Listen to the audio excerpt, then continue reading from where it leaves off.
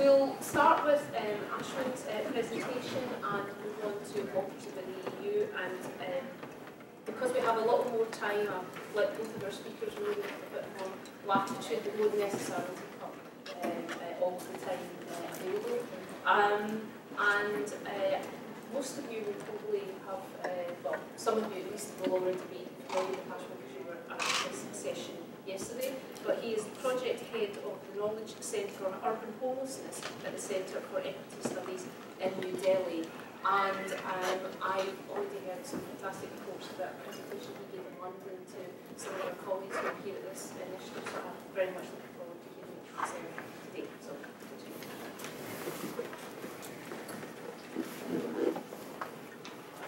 good afternoon. It's just after lunch, so it was a very good lunch, by the way. So try to, be crisp and straightforward. So yesterday I talked about national policy response to homelessness in India, and today this is centered around the debates around measurement around homelessness. And before I get into that specifically, I just want to say I won't talk so much about, I don't want to overlap what I talked about yesterday and before you heard it again. So just keeping in mind that there are a couple instances here where I will overlap, but I won't dwell on it. And since this is about measurement, what I really would like to do to start off with is to just introduce some lives, the people that we are seeking to know about. And at the Center for Equity Studies in the program that I work with, we have some phenomenal field researchers and phenomenal field workers. So they double as program people and researchers. And what we do is, in attempting to provide health services, outreach services, links to entitlements in public institutions, what we try to do as best as we can is to document the processes and document the lives of the people so that we understand who they are. And on the forefront of this are a few very dynamic researchers who help with this collation. And they spend a lot of time with the men. Deborah has met them, and what they do is they collect their stories, and then on the basis of their stories, then we work further with them and enhance the research on the basis that we can get from the ground. So just keeping that in mind, I just wanted to introduce two men here that we've worked with and that we know very well. So the first one, I'll just say his name, just use the initials, his name is S. So this is S's brief on S. I have one older brother. He has a wife and 2 children, whom he supports as a laborer. My parents are dead. Our father was a laborer too. I come from a destitute family. We were so poor, I had to forego school to work in the village. We had nothing but the house we lived in. My brother left first. He went to Mumbai to earn and was married there. He then moved to Delhi, and I followed him there and got a job selling flowers. I lived with him for 4 to 5 years, and we visit home from time to time. Our parents passed away during this period, and our relationship began to strain. He assumed the rule of the house, I suppose, which resulted in me receiving no respect. So I came to Delhi to earn on my own, and when I would go home to the village, he wouldn't let me enter the house. When a man stumbles in all 4 directions, he can end up helpless, homeless. That's the way it was with me. After my parents died, I tried to make my way selling flowers in Delhi. I earned a little, but when I returned home, the greed in my brother's heart had grown. And since I did not get married, he ran the affairs of the family as if it was solely in his name. We had always been poor. We didn't have land. We spent our lives as laborers. I'd come back home now and then, but my brother was very indifferent to me. We fought over trivial matters, and eventually, when I returned home, he would slam the door in my face and refuse to let me in. For a while, the neighbors let me stay with them, but it's been 15 years since I last stepped foot in that village. I've been living on the streets of Delhi for the last 15 years. For a while, I lived in a shelter in Fatehpuri and survived by finding some work occasionally. I picked up the drink when I came to Delhi. When I thought about my past, I'd drink it away, and that's how I survived in this city. I sold flowers when I came to Delhi, but since I left home, I haven't been able to earn steadily. Living here, all you can do is survive.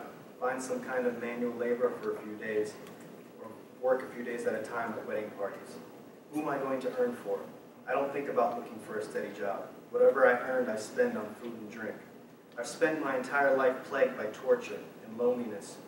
For one, when my mother and father left us, as I said, we were plunged further into poverty. Then my brother and I broke off, and I've had to spend the rest of this life homeless. And now in my old age, I'm disabled, one leg completely gone. When I lived in Fatakuri shelter, my leg started to itch, and slowly it grew to an infection and took the form of gruesome illness, in which my entire leg started to rot. One of the caretakers sent me to the ashram in Badarpur, but I couldn't get medication there. So from there I was sent to Narela, and from there admitted to LNJP hospital. They had to amputate my leg, but at least I received treatment. Then I was sent to Badarpur again, and people gave me a hard time, asking me why I kept coming back. I received no justice, and it caused me much distress. 6 months ago, my leg was infected with a small lesion, which grew and filled with pus. The MNGO team brought me to the recovery shelter, and now I'm being referred to the old age home. I'm in the final stage of my life now. I'm old. I can't do anything for myself. I can't even think for myself. I only have the desire for a decent place to rest, where my foot can heal, where I can receive 2 meals a day. Apart from that, at this age, there's nothing else I want. As an older gentleman that we work very closely with, and now this is a relatively younger gentleman that we've known quite closely. My family consists of my uncle and his family, my grandfather and his family, my stepbrother and stepsister and their father. But since 2000, I have not lived with any family and cannot say who among these people is alive or dead. My father worked in the electricity department as a government employee, but he died on duty in 1994. My grandfather worked in a gun factory in Kanpur, but has possibly retired since then. My uncle worked in a government department, but I don't know if he is retired or not either. My real mother died when I was very young, and my stepsister lived with her husband. She didn't live with us. As I said, my father was a government employee. He was also an alcoholic. Some years ago, while drunk, he doused my mother and sister with kerosene one night and set them on fire while they were sleeping. My mother survived, but my little sister died instantly. My mother was pregnant at the time. She fled and had the idea to purify herself and the baby in the Ganga River. My mother was in a state of shock, and she died within a week. My father decided to get married to another woman, and he married her, a woman who had been married before and had a daughter. My father passed away on duty in 1994, and luckily I was able to get his job the year after. My stepmother was not happy about me having this job. She tried to ruin me and even tried to kill me, and this is the reason I quit my job in 2000 and had to flee for about 10 years. And so since then, for 10 years, I had been considered missing. They filed a missing persons report in the police station, and after some time, they burned the body of an unidentified corpse from some faraway place and declared me dead. In 2011, I returned home, and the people were surprised to see me. My own mother was scared when she saw me, but she didn't give me any assurance or help. Things went wayward, and I had to leave it. I ran away again. Now I'm completely homeless. So, I just wanted, before we get into the discussions about measurement, I think one of the major questions, which is fairly obvious, is not just how many homeless people there are, but who exactly are these people? It's not necessarily a question that can be answered straightforward as we'd like to. But at least I think there's a concerted effort from people in this room that people have gathered here to. The curiosity is there, and I think that's a remarkable thing. And I also think, and as we get into this, that there are tensions between policymakers, NGOs, academics, those that are interested in the seemingly frenetic pace of change in a country that is seeming to produce a lot of calamities at the same time that it is producing a lot of wealth. And there's no easy solution, but what I hope to show here, what I have to talk about here, is that these debates are actually seriously being considered. They're being looked into. There are differences in opinion, but in the last few years, I think that there's been acknowledgement of a very deep-seated problem. So I will skip over this because I just mentioned it yesterday, which was the context behind homeless policy was the evidence of death, numerous deaths on the streets. Just to reiterate, there's about 3,000 unidentified bodies a year found in the streets of Delhi, and most of those people are homeless. And that is government. That is official statistics that are reported by the police. And that can actually be found online. There's a database, and you can pull up any month, and it'll actually show you the pictures of the people and where they died. So I'll just start with and I put these questions in quotes. Who is homeless in India must be asked in the context of who is poor in India, and I put this in quotes because in terms of what policymakers are thinking, in the sense that who is poor in India is a policy question that has been going through heated debates for the last 40 years.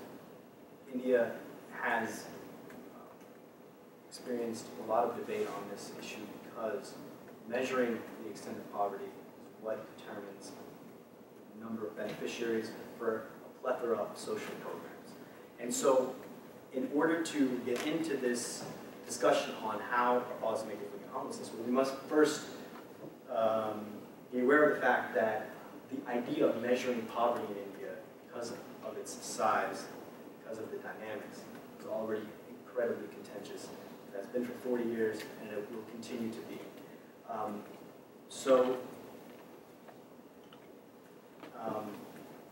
Since the 60s, the aim of understanding poverty, measuring poverty, has gone back and forth, income-based, nutrition-based. So there's a long history there, but I'll just summarize by saying that for about 30 years or so,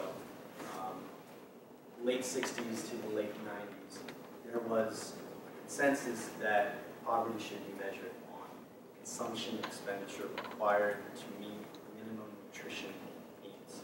Very basic kind of thing that over time proved to it lost its application because India urbanized, because there were so many various economic changes. People started to ask, well, firstly, income is not measured well in India. And secondly, the nutrition requirements are different for various types of people, especially laborers, women, children themselves. And so over time, it lost its application. And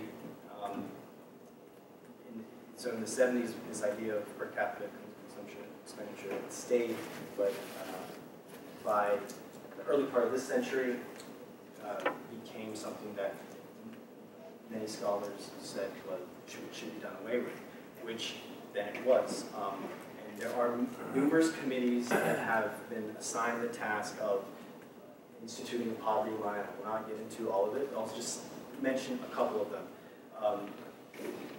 A committee, government-appointed committee in 1993 revised for inflation and rural and urban poverty, rural and urban differentials, which was the first time that had happened. So they were pretty much using the same metric for the whole country. And then what has now been used fairly regularly is what's called a Tendulkar Committee guidelines. And what this committee pretty much did was to say that there's more than just consumption expenditure. There's education and other human development parameters. And so this is the first time that actually urban poverty really had been assessed, even though it was done not so accurately because the expenditure cutoffs were so low. They're very low. And so that now there are heated debates, and there have been. And this last Rangarajan committee, I just give an example as, this has not been accepted, but just an example as to how the seeming arbitrariness of these consumption cutoffs, which is this committee suggested raising our poverty consumption to 7 rupees a day, which is probably very low, which then would have increased the number of urban poor by 103 million, which is the population of one of the states of Bihar. So, the question of identifying who's homeless is we'll have to figure into this whole story here. And this story is very complex. I just wanted to provide that basic context. But at the same time, the matter of identifying the homeless is on the table. So the conceptualization of who is homeless, the census definition is, yes, persons who do not have a house, cell phone, or rent, but live in these kinds of environments. And you can read them for yourself, but mainly they are places that are, as it says here, unfit for human habitation. Now, what the Supreme Court Commissioner's Office, in consultation with several experts, NGO workers, academics, what they have also offered is vulnerable groups should be considered in these categories. Later on in this presentation, I'll just go over one of the surveys that they did and how they went about it. But, there was a discussion earlier on Japan, Malaysia, China, that the number of women was very low in terms of the official estimates. And I think it's fair to say that even in India, in Delhi particularly, that's where we also find the official estimates that they say that in Delhi, 90% of adult homeless population is male. And this perhaps is what skews policy responses to women, because of the 272 shelters in Delhi, most of them are either for single men or for families. There are only less than a handful of single women shelters. So I mentioned this also yesterday, but the question of who is homeless is slowly evolved, very slowly, into who are the homeless. And the government committees, some government appointed committees have acknowledged the fact that we need to understand the nature of their conditions to understand what policy responses are required. So while specific enumeration is required, there also has to be local knowledge and the kind of knowledge that would lead you to finding out where they are, the transitory nature of their conditions, the vulnerabilities that they face in terms of getting on the streets and then susceptible to death or illness, these things. This is coming from, yes, a government-appointed committee. Just briefly, this is our experience at CES and working with homeless people. This matrix is a diagram pretty much of the kinds of people that we deal with.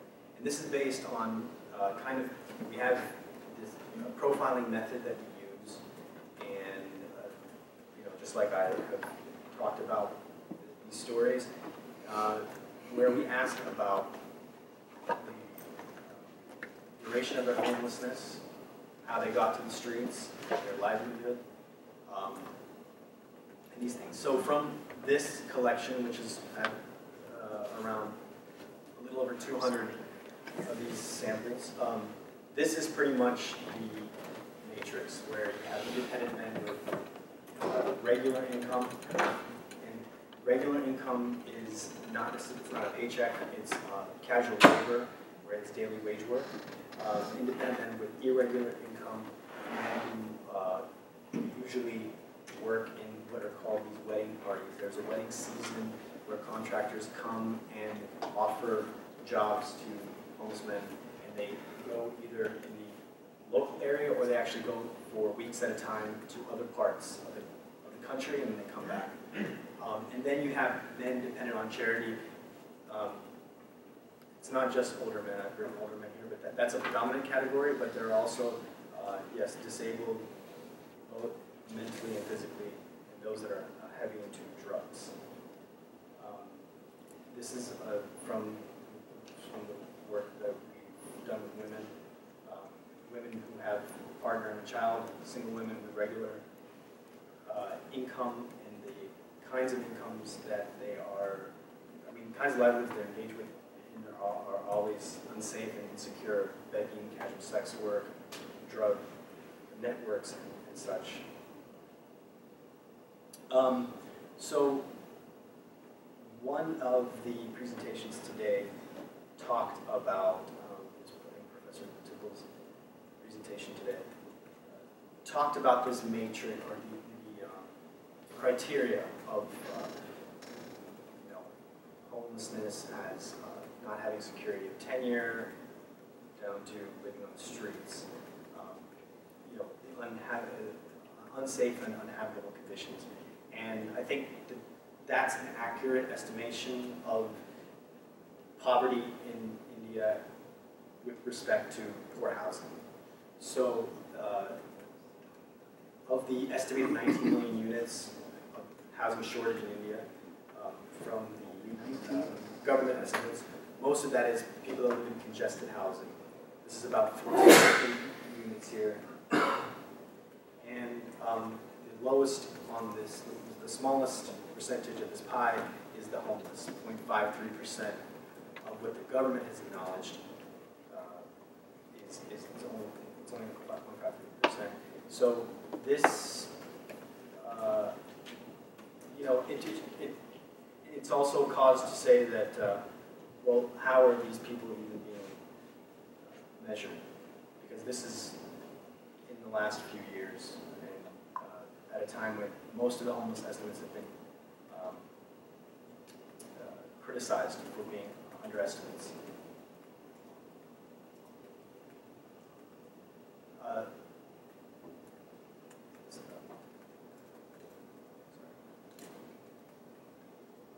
So, in terms of socially vulnerable groups, what this shows is, let me just explain a little bit what SC and ST. SCs are scheduled castes, and STs are scheduled tribes. So, scheduled castes are those castes which the government has recognized as being socially vulnerable due to discrimination, exploitation, and the same thing with tribes. So, the percentage of, as you see the kinds of housing, there are higher percentages of those that live in those of social vulnerable categories who make up the sort of vulnerable housing conditions. Scheduled tribe-headed households, it's HH, sorry for the acronyms, about 60% grass thatch huts, almost half in mud huts. So I'll just wrap up here with the actual attempt to do this, the actual attempt to measure homelessness. There have been several attempts. I'll just focus on one of them. In the last 15 years, we say there have been, these are the main attempts at measuring homelessness. And the one I will focus on is on the Supreme Court Commissioner's Office attempt in 2011 and 2012. So, and just to recap from yesterday, the Supreme Court Commissioner's Office is a monitoring agency that came out of the Right to Food court case, and they monitor social programs with respect to the right to food. So, since the homeless issue has become part of that, they also are monitoring homelessness in the urban environment. So this survey was conducted with several partners, and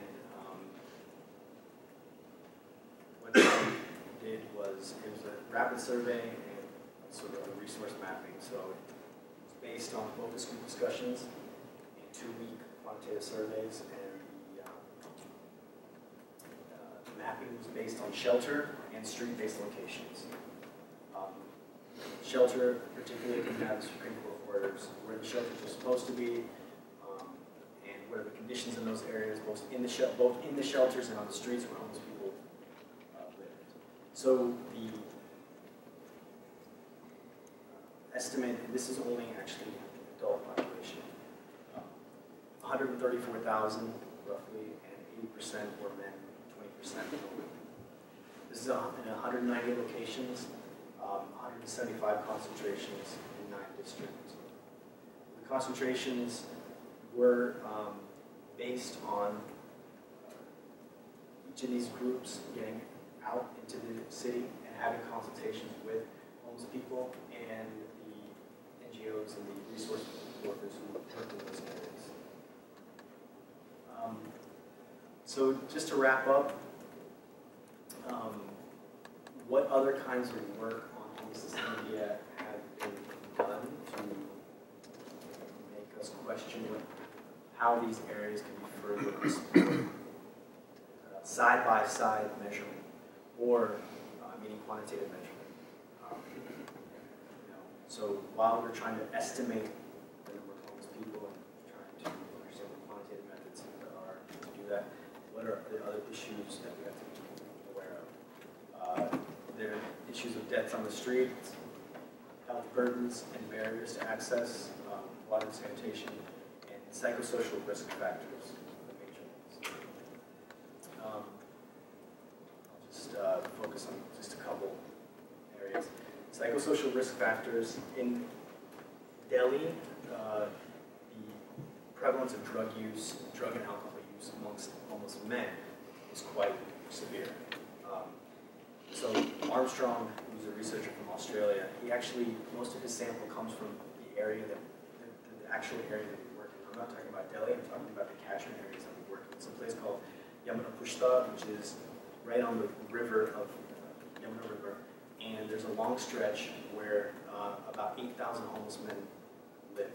Now, there are several shelters in those areas which have been constructed because of that, one of the vulnerable areas.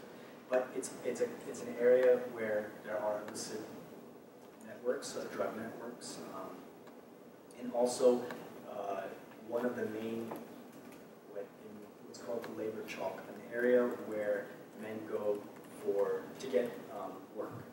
What happens in these areas is that there are contractors who come and they offer work to men for various types of casual labor. So these kinds of the places where they get work in these informal conditions are side by side the other networks of drugs and kind of behaviors that are harmful. So one of the findings which is quite striking is that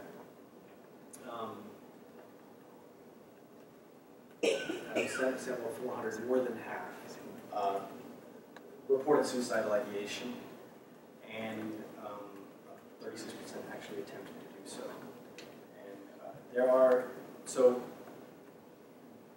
And I put this up here because the counting of homeless people on the streets is absolutely essential, but we have to be aware of regional dynamics and the kind of burdens that are being faced by whole groups in different areas. Because this extent of suicidal ideation addiction doesn't exist everywhere, but it's quite severe in certain pockets. And then, of course, violence against women. In one of the areas that we work in, the Jama Masjid area, high prevalence of rape and physical abuse against single homeless women. Many of these women, actually, as Deborah pointed out yesterday, don't have,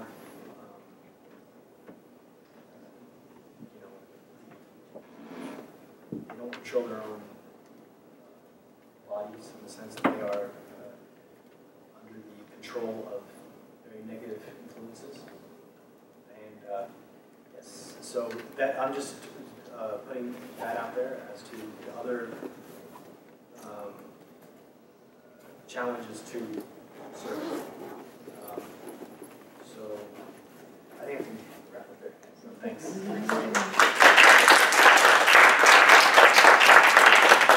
I've got some time for questions. Can I put it to the floor? Just put your hand up and say if you are on.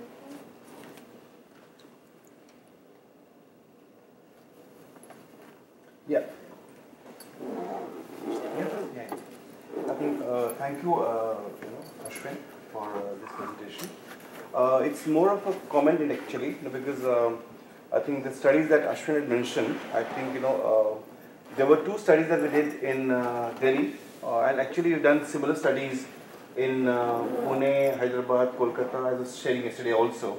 And in Delhi we adopted, I'm talking of 2000 study which Ashwin had mentioned, where we adopted a technique from about 7 o'clock in the evening until midnight. We did the survey, we had questionnaires, we filled the questionnaires with the homeless people. And from midnight, 12 o'clock until 5:30 in the morning, we did the head count as to on which street how many homeless are sleeping. And that was done for the entire Delhi. It was about 11 days we took in the month of May 2000 as such. And a similar exercise we did in Delhi again in 2008. So our figures that we counted in Delhi in 2000 was 52,765 people as homeless, and in 2008 was 88,410 people as homeless. And we maintained for everyone counted this one miss because there were still people working in the night at 2 o'clock, 3 o'clock in the training centers. They don't sleep, so we couldn't count them as sleeping at all. So we say for everyone count this one miss for sure. So we said, using that caveat, so at least in 2000 there were 100,000 people on streets of Delhi, and 2008 there were 150,000 homeless in Delhi. And we adopted a similar technique for studies in, say, Bangalore and all. And in Bangalore, what we did in Delhi in a matter of 10 days, in Bangalore we did in a matter of just 2 nights. In Delhi, we had done with about 30 volunteers. In Bangalore, we did with 191 volunteers. Scanned the city, and in 2 nights, we got the figure of about 17,771 people in Bangalore as such. So this technique that we have used, we've been able to use it in different cities and get a figure which actually, challenges the government figures, because the government census was actually half of the figures that we had counted. And that's where, what happens is, when we talk about government calculation and all that, like when, we talk about census, like which is a decennial census once in 10 years, 2001, 2011, that's when, because we saw as to how the government, when it's entrusted the responsibility of capturing the number of homeless people, when they are paid for it, they are not doing the job. And that's why, while we maintain in 2000 there are 52,765 people, minimum, the census says that there are 24,966 people as homeless. We say in 2008 there are 150,000 homeless people. The census says that there are about 47,000 people who are homeless. So, and Ashwin mentioned this Delhi Urban Shelter Movement Board. They did a survey, in fact, last around month of August, July-August 2014. It was done using police on the bikes, and they counted only 16,760 people as homeless people. So it's like, it's basically that you go prepared to undercount the homeless, and that's where we see the government actually undercounting, and that's where when the policy and programs come in, they would not put the real figures, and allocations will be very limited as such. So there is already like this kind of a civil society work in terms of data. We have done it. In fact, we have come up with about 30 publications by now on homeless issues. And so there's a study by, as you were mentioning, Statistical Abhiyan, and one by Indo-Global Social Service Society. These are reports which I can share with all of you, later on, and these are PDF formats that we have, which actually nullifies, and these are the studies that we used in the High Court and Supreme Court of India to get the orders that we got. That's it. Thank you for that information. Ashwin, do you want to take comment on those points or take some questions? Okay, Marsh, you can take questions. Okay, well, I'll take one or two other questions and then I'll pass it to Ashwin. Yeah, you mentioned the study on causes of death. I want to know if it's changed, I asked that because we have the problem that we have to choose the most vulnerable people, and it's not always so. For me, that would mean people are more at risk, most at risk to die, and it's not always easy to choose. So, what's the experience? Yeah, no, I think that what you're voicing is something that all of us are thinking about every day that we're in the field. The challenge is because of the population is so large in those areas, and the needs, the need to respond is ever present. That sometimes we find our field workers, unfortunately, they deal with death all the time, and we have a health recovery shelter where we try to, we have a doctor, a nurse, field workers that manage a health recovery shelter for this very purpose, actually, to stop the extent of death on the streets. Now, what happens is there are successes. There are men who get rehabilitated and who go through their tuberculosis course, get cured, get a job, go back to their families. But that is always happening side by side, some other calamity. So I think, to answer your question, I think that the need to respond has to constantly be followed up by action, with the understanding that when calamity happens, you have to keep going. I'm hearing about the sheer numbers of people, also staying in close proximity to each other. So you mentioned the community along the river, but generally in the city, do you find, are there any communities that appear to be cohesive, have a sense of organization, pooling resources that maybe also they'd be, good at and interested in sort of vocalizing their own experiences and maybe, in cooperation with other civil society actors, sort of bring greater attention to what is happening, and also maybe, connecting with other communities to sort of put a positive turn on things? Yeah, I think, so you're talking about homeless communities? Or yes, other homeless communities. Homeless communities of themselves. Yeah. Yeah, so in the area that we work in, yes, I mentioned that there are negative influences there and harmful networks that does exist. It is true that there are networks of men who, meaning informal, they're friends, and they do pool their resources together. These shelters exist right alongside the river, and sometimes what you find is that some of these men don't actually sleep in the shelters. They have various reasons for that, but one of the things that we found is that some of these men who sleep under this flyover, there are groups of these men. They help each other with finding work. They help each other when one of them is sick, take them to the hospital.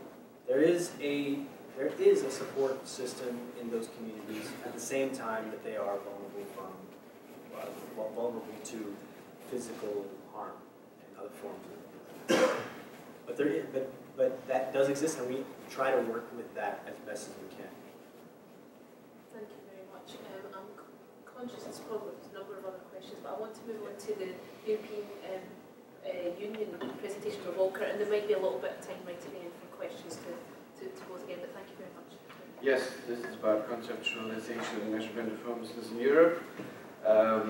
Actually, I found out when I looked at it again that it was originally prepared for a meeting where Suzanne also had a presentation on UK, so the UK is completely left out. So if you have any questions about the UK, ask Suzanne. I will tackle 4 points. One is very shortly, what is the EU, what is the European Observatory on Homelessness, what studies have been done on measurement of homelessness. I don't know if I have it all to speak about ethos, the European typology of homelessness and housing. It might be like bringing olds to Athens or bringing architects to Chicago. I don't know. Is there anybody in the room who has never heard about ethos, about the European typology of homelessness? I mean, you're free to say yes, no shame, but many people refer to it in previous things, so I will probably skip some of that. We'll speak shortly about ethos light, which is a bit of a different thing, a harmonized definition for statistical purposes. And then I will speak about some results of a book which we published just last year about the extended profile of homelessness in European member states, which took stock, tried to update for at least 15 of the 28 European member states what is the extended profile at the current time, and very shortly come back to this census thing, which I also mentioned in the plenary already, and then some conclusions. The European Union exists now, has 28 countries, 24 official languages are spoken, 18 countries have the euro as their currency. It covers about 4 million square kilometers and has slightly over 500 million inhabitants, which is the world's third largest population after China and India. Very considerable differences of wealth and welfare regimes. And it's important that they have this principle of subsidiarity, that tackling homelessness would be normally a national or even a local or regional responsibility. But the EU can promote the exchange of information, provide support for member states to fight homelessness at a national and regional level. And FIANZA is always trying to, the European Association of Organizations Working with the Homeless, is always trying to make the European Union doing a little bit more. This is the European Union with all the 28 countries. The European Observatory on Homelessness, which I coordinate, is organized by FIANZA. It's financed by the European Union. It has a core group of 6 researchers. One of them is sitting up there is Ole Sullivan from Ireland. It's Lars Benjamin from Denmark. It's myself and people from Portugal, Hungary, and the UK. We have 3 main tasks. We organize a European Research Conference every year. This year in Dublin. We do a European Journal of Homelessness. Owen is the lead editor of that, 2 issues a year. And we do some kind of comparative research every year. It was extended profile last year, and it will be local connection this year. All publications are available free online. You can download everything from there. These are the different studies. I don't go into details about these studies, but there has been quite an engagement by the European Commission to bring this a little bit more forward in the member states, the measurement issue. So I will skip now the European typology. You've seen the 3 circles already, the exclusion from the 3 different domains. But what I will do is now to look at ethos light, which is the harmonized definition for statistical purposes. It was developed in the context of a study on measurement of homelessness at European Union level, which was funded by the European Commission, which I also worked with, together with Bill Edgar, who's from the UK. It had the explicit aim to be compatible with the recommendations for the Census on Housing and Population in 2011. It should be a shorter version with an explicit focus on what is feasible to be measured. Therefore, we have left out insecure and inadequate housing, but we have included some categories which are included because they are seen as constituting homelessness in quite a number of EU countries. It's people about to leave institutions with nowhere to go. It's people living in so-called non-conventional housing and sharing temporarily with friends or relatives because of lack of housing, which is the doubling up group, always a little bit controversial. These are the 6 operational categories left. It's also similar to what we are proposing for the global definition. The global definition, we have taken out a group which is still a difficult group. It's people living in institution who stay there longer than needed to lack of housing. What is interesting is when we did this study about the 50 countries, we asked every operational category if this is accepted in the European member states as a group which is counted, which is used for data collection at the national level. It's interesting that, for example, people living rough, they are accepted as homeless in all countries. There's a clear consensus that they are, of course, homeless, but they're counted separately in only very few. There are only very few countries where there's a real street count. People in emergency accommodation are accepted likewise everywhere, and there most countries have data available. Also, they are often mixed up with the group 3 and group 1, people living in accommodation for homeless people.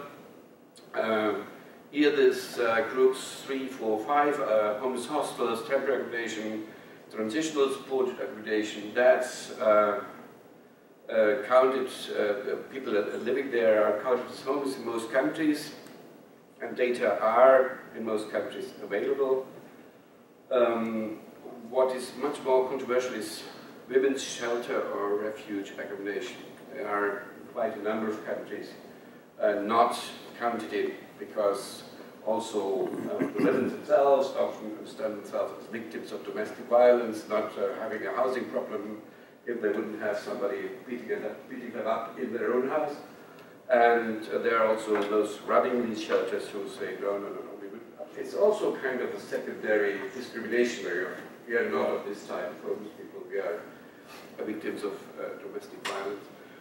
Housing is not our main problem, our problem is the one partner. For the first 3, we have to be aware of this service paradoxing, which we also mentioned in the plenary, that of course in countries where you have a lot of services, you have accordingly more homeless people. People living in institutions are still very difficult to measure.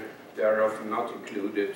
Data are available in 4 of the 15 countries included. People living in non-conventional dwellings due to lack of housing, like living in mobile homes, in temporary structures, they are quite often included, and some of these groups, for example, people living in a caravan, would even be counted as people living rough in some countries, would be classified as people living rough, or in temporary structures as well. So they are often included, and data are available at least for 4 of the 15 countries. And then the doubling up group, they are defined as homeless in a number of countries, while they are excluded from definition in others. It's almost 50-50. In about half of the countries they are included, and in half they aren't.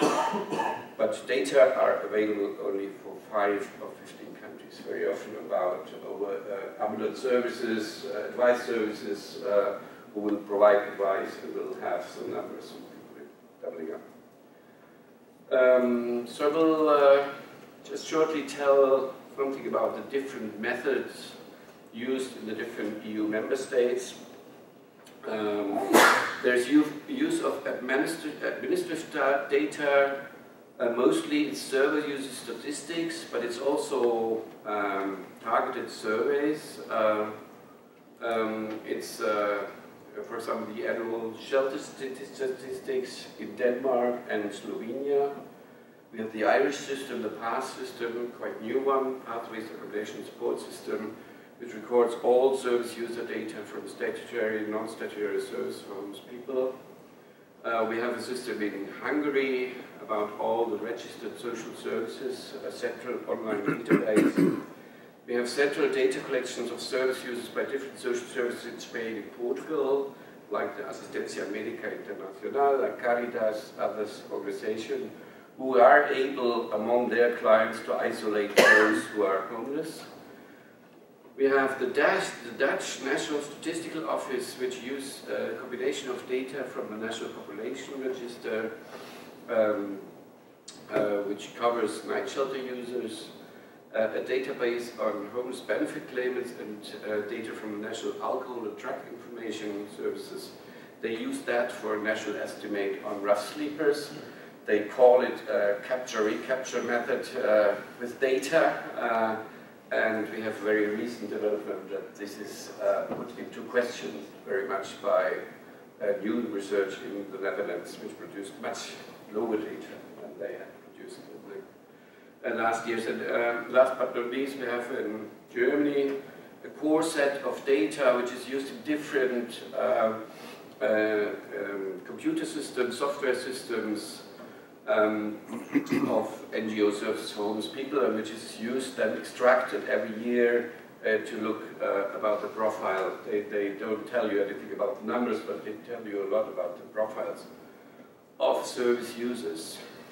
Then we have recurrent surveys. They are mostly point in time or in a week. There are snapshots. And we have two different types. We have one with collection of individual data, quite rich databases like in Denmark and Sweden, where they contact all possible services like homeless shelters, addiction treatment centers, psychiatric facilities, municipal social centers, social drop-in cafes, etc., and ask them if they have at a certain period homeless clients, and then they have a personal number and a unique identifier, and can make up the number of homeless people in the country. I think that's a very advanced type of surveys. They are conducted annually in Denmark and only every 6 years in Sweden, and they can be used also together with the Norwegian data to make quite good comparisons between the three countries. In France and Spain, on the national level, in Spain we have a lot of local and regional statistics. In the next journal we have an article about the different data sources in Spain. But on the national level we have in both countries a sample of randomly selected users of free food service and emergency accommodation, which is asked to complete a large questionnaire, and the results are then projected to all cities with more than 20,000 inhabitants. In both countries, such surveys were conducted twice. They're quite costly, quite ambitious. The last was in 2012, and before in 2005 in Spain, and 2001 in France. And in Budapest, in Hungary, we have an interesting approach of 3rd of February each year, where they do a homeless survey, which they do since 1999, and is carried out by Service for Homeless People and also covers rough sleepers. Participation is voluntary, and they use a self-completion questionnaire. And then we have some surveys which are only collecting aggregated data, no individual data, like in Finland, which has the longest tradition of such an annual survey, annual housing market survey, which includes always the homeless people. And since 1987, you can really follow the number of homeless people in Finland. In Germany, there's a regional state, which is not a small one, it's almost 18 million inhabitants, North Rhine-Westphalia, which has for many, many years, every 30th of June, they collect the number of homeless people. First, only they collected numbers of homeless people temporarily accommodated by municipalities, and now we have added the NGO service as well. And then in Poland, we have a number of homelessness surveys, which were conducted by the national government between 2009 and 2013. But Julia Wignanska is telling us that they are very difficult to compare because they use different approaches each time. We have, of course, a number of local services and one-off services. I mentioned Spain already. We have that in Portugal as well. And we had a countrywide, very big first national survey in Italy covering canteens and emergency shelters. I don't go into detail about the prevalence. You see, we have quite a number of different approaches. It's very difficult to compare them because they use very different methods. Shortly, what I told you already in the plenary partly, unfortunately the Census Authority didn't use the recommendations we developed with the EU project of measuring homelessness. The main focus of the Census Authorities, that will probably always be the task, the case, especially in Europe. They want, on the one hand, they want to cover the whole population, but they're not interested in this small number of homeless people really to single them out. They want to include them, but we have, for example, in Germany, the situation, they have made an extra survey to cover the homeless people, but then they have just mingled them together with all people in institutional accommodation, and you can't find out the real number. So, unfortunately, producing data on homelessness was also not made in the sense of the regulations. There were recommendations how to define them, and in some countries, considerable effort was made to cover homeless people often first time, but in other countries, no attempt was made at all. In some countries, homeless people were covered by special surveys, as I said, but then lumped together with people in institutions. That was the definition used. Yesterday we have seen, some people might have seen the presentation from Australia. There are some elements of this definition, the distinction between primary homelessness and secondary homelessness, obviously, also rooted in this Australian definition, but actually was not used. Most of the census authorities didn't distinguish between the two groups, and either they published no number at all, or they mingled them together, and every national statistical authority did what they want. I showed that yesterday. Well, I still think it's amazing because it's online. You can still download it, and you have these. I mean, this can't be right.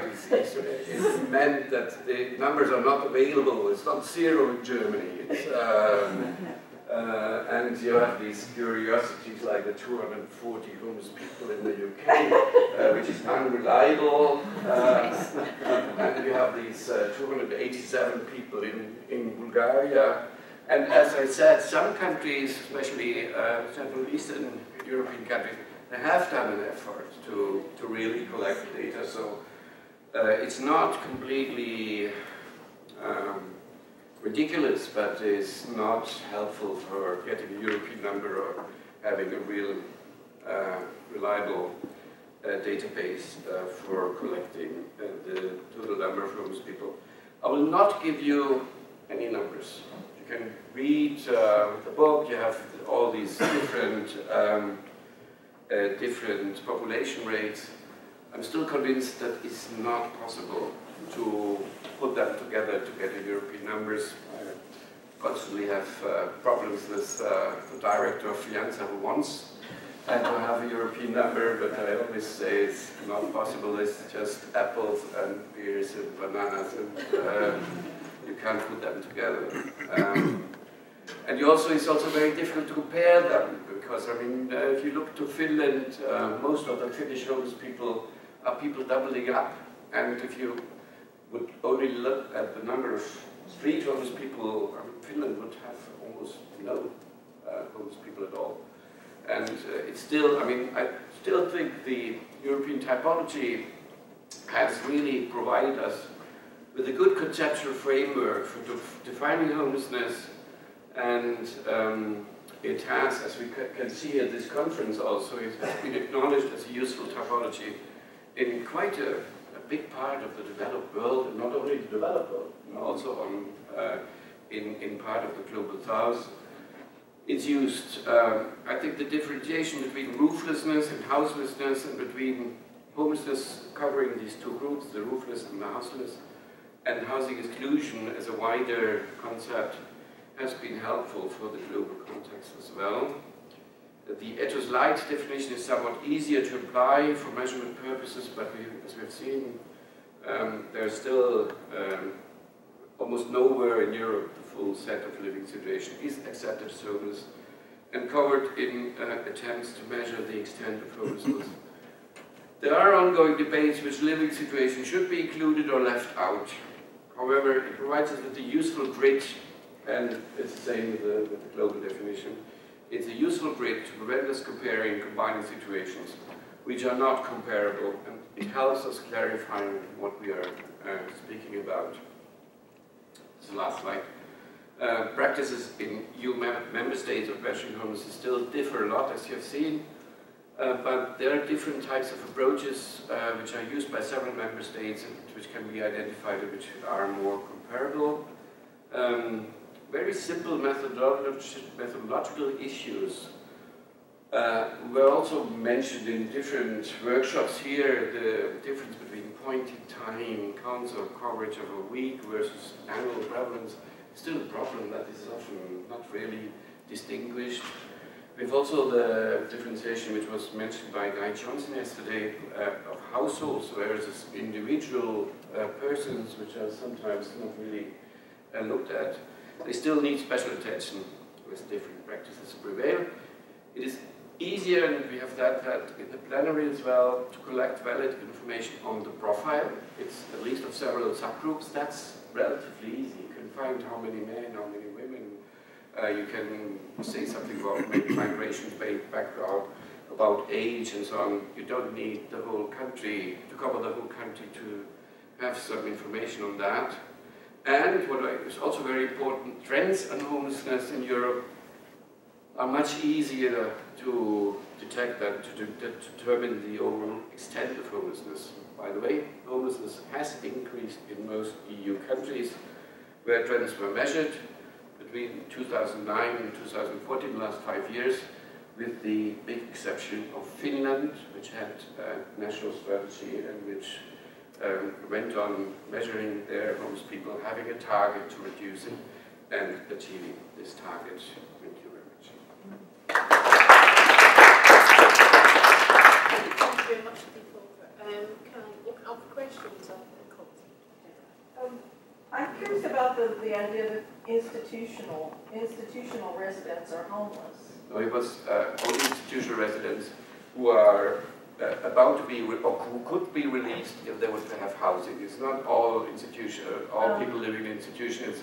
Those in the last period of their stay who could go out, but who can't go out, or because they have no place to because live. they have no place to go. But it's a controversial thing. It's very difficult to count. Yeah. There are more a colleague from New Zealand. She has written a good critical piece on that. Actually, if you have a definition like that, it's not so easy to change it afterwards. It's if it would be only me, I would have changed it for a long time. But it's a difficult process. All financial members should have their say in that. But I would actually slow down, because it's just people. At the moment, they are not homeless. They are a risk group. They are important as a risk group. And we have thrown them out from the global definition because, and actually also they are very difficult to cover, to count. The information about people who are about to be released is very difficult. Oh yeah, so subjective. Julia? I have a question. I actually work with ethos since 2005, and I find it very useful, not necessarily for measuring, because it has many obstacles, but for kind of shaping the policy, advocating for more comprehensive and holistic policy. And ethos being so broad, defining homelessness as a continuum of various housing situations was very useful to actually encouraging decision makers to do not only shelters or night shelters, but also some prevention. And now we have proposed narrow definition, and I totally agree that for the goal, which is attempts to measure or have a common language for measuring homelessness and debating about homelessness globally, it is very useful. But I'm a bit concerned that the decision makers, they don't really read comments below the table. They will just see the table and they will see that what global research community considers homelessness is actually the green categories. Do you see it a problematic? Because the ethos was very strong in that it was a tool that was supposed not only to facilitate research but also to create fuller policies. And in my country, and I think that countries of my region of Central Europe, it was very good to have such a broad definition. So can you consider making a strong point in the paper that actually that's the definition? It doesn't mean that on the local level, national level, where you don't have to have this global goal, ethos or fuller definition is actually recommended to be used.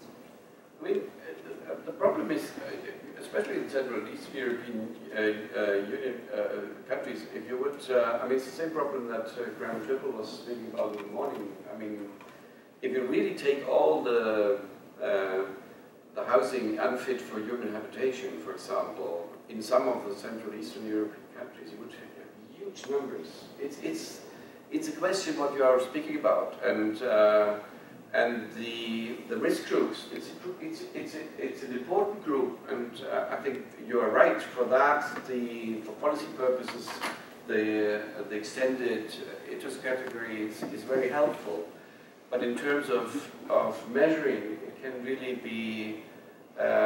I've heard quite a number of interesting contributions on that policymakers, if you just blow up the numbers, it doesn't help. I mean, it makes the problem unsolvable. It makes the problem like, oh, so many, what should we do is very difficult. So I'm actually, as I mean, 25 years in this business, I'm more and more in favor of having something which is more targeted, where you can produce targeted policies solving the problem, instead of saying these millions and millions, and we have got, also in the journal, we have got proposals for including all the people at economic risk and so on. My personal opinion is probably not the opinion of all the Fianza members, but my personal opinion is it makes no sense. It makes a big catastrophe, but in the end it will refrain policymakers to do anything about the problem because it's so large that it appears unsolvable. No. It's an interesting point. Do you think there is a relation to the fact that the country has good numbers or worked on good numbers since the amount of time, and the fact that they have good policy? It's not automatically like that. It's not that we just produce good numbers. It would be a good question for Louis Casey to stand here and explain to you that good numbers don't produce good policies. But on the other hand, if you want to have a targeted policy, a homeless strategy which really kind of has achievable goals, which are controllable and so on, good numbers is, I mean, the evidence base to see if it really helps, if it really works, is very important, I think. So, good numbers as such are not producing good policies, but good policies should have a good evidence base. Yeah, I think the point that I think she was raising was, which I see the point also, is that, well, there is a merit in focusing on limited number of people that we can attend to, who are at the rock bottom. Yeah. And that should be our approach, fair enough. But what can happen is, that we surely have the broader classification and category where we then prioritize depending on the resources we have. We say the first cut should be for the people who are really vulnerable, and after that, if we got resources, we need to attend to these people also. That's the reason why we did a broader, I mean, we also, Dennis and Susanne and I proposed a broader, and we included informal settlements and slum housing in the definition, but we would still say this is something which in some countries ends up more than half of the population being in a homelessness situation. Yes. But I think actually, in fact, it's the opposite, which is that most of the policy and funding goes to the slum improvements, water settlements, the homeless population is just considered too small or trivial relative to that. So I think this effort, this IGH effort, one of the reasons there's value in it is that no one is really, there's not an NGO focus in an advocacy way on this group to get resources there in a lot of the developing countries. One of the things we were conscious of in developing the definition was, I suppose the point that Julia made is that at national level, some countries already have quite broad definitions of homelessness, and we didn't want this to be used as a mechanism for narrowing those definitions where the broad definitions are useful. So we do take the point that there's a distinction to be drawn between what we're trying to do at global level and how some of these discussions might be informed at local level and at national level. And it's important there where there are broader definitions, they make sense within that context, that we don't undermine that in any way with this technology, and that's why we did draw the broader categories as well. I think we'll be conscious of that taking forward. Whereas I think there's maybe time for one more. I was curious about why those numbers that you mentioned as the data that was collected or was reported to your observatory, why were they so off from technology is clear, it's not just clear. You said that, like UK, for example, those numbers were just the census numbers. Yes. Why did that happen? Why did all these countries? Yeah, because as I said, a census is something, is trying to cover the whole population. Sure. Big numbers. I mean, Germany, 18 million numbers. And then there are some 245,000 perhaps who are homeless, and what they want is to say, okay, these have to be included.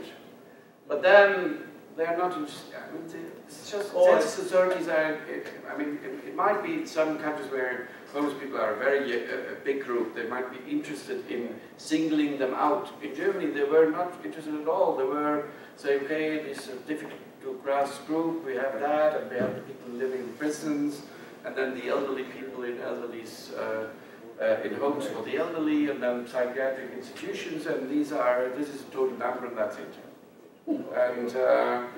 And in other countries, they were just not counting them, and that's a problem for the next census as well, because in Europe, the direction is registered people. You use the registers, you don't do any surveys anymore.